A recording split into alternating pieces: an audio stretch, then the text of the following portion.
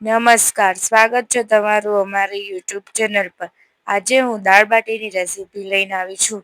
તો ચાલો મિત્રો આપણે વિડીયો સ્ટાર્ટ કરીએ. દાળ બનાવવા માટે આપણે સૌ પ્રથમ અહીંયા એક વાટકી તુવેરની દાળ લઈશું અને એક વાટકી મગની દાળ અને એક વાટકી ચણાની દાળ લઈશું અને એક વાટકી મોગર દાળ નાખશું. તો હવે અહીંયા આપણે ધોઈ નાખી છે દાળને. તો હવે આપણે એક કુકરમાં થોડુંક તેલ નાખશું, 2-3 ચમચા જેટલું.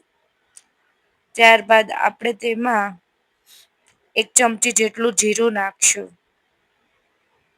તેને કકડાઈ દેશું. ત્યારબાદ 1 ચમચી જેટલી હિંગ અને થોડીક ડુંગળી કાપેલી છે તે નાખી દઈશું આપણે.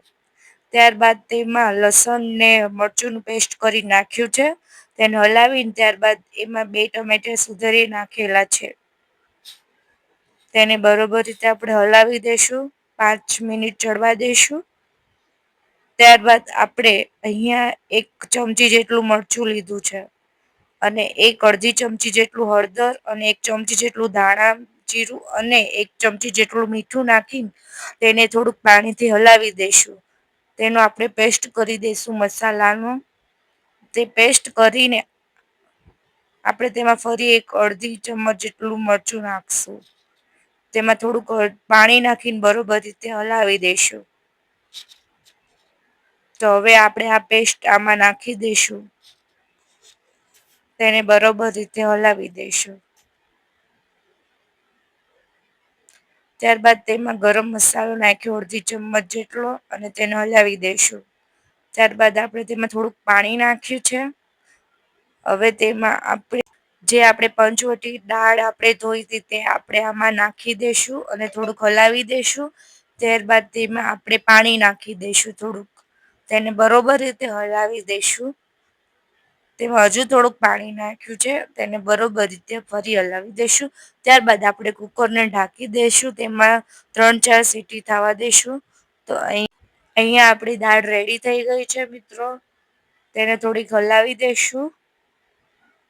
ત્યારબાદ તેમાં ફરી આપણે 1 ગ્લાસ જેટલું પાણી નાખ્યું છે. થોડી ઘાટી થઈ ગઈ છે મિત્રો દાળ. તો થોડીક 5 મિનિટ આપણે ગેસ પર રાખી છે. તો હવે થઈ ગઈ છે દાળ. તો તેમાં થોડાક ધાણા નાખી દીધા છે.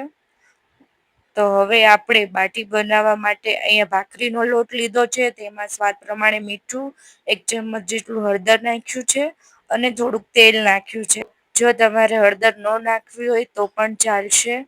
સિમ્પલ બાટી કરવી હોય તો પણ ચાલશે. તો હવે તે આપણે અહીંયા પાણી નાખીને લોટ બાંધી લઈશું. તો અહીંયા આપણી બાટી રેડી છે. તો હવે આપણે અહીંયા ગોળ બાટી કરી નાખી છે. તો હવે તેને આપણે ગરમ પાણીમાં મૂકી દઈશું બાફવા. તો અહીંયા આપણી બાટી બફાઈ ગઈ છે.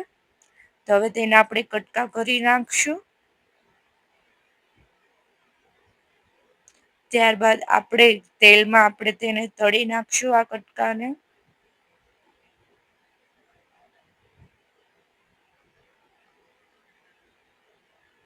તો મિત્રો આપણી અહીંયા બાટી રેડી છે.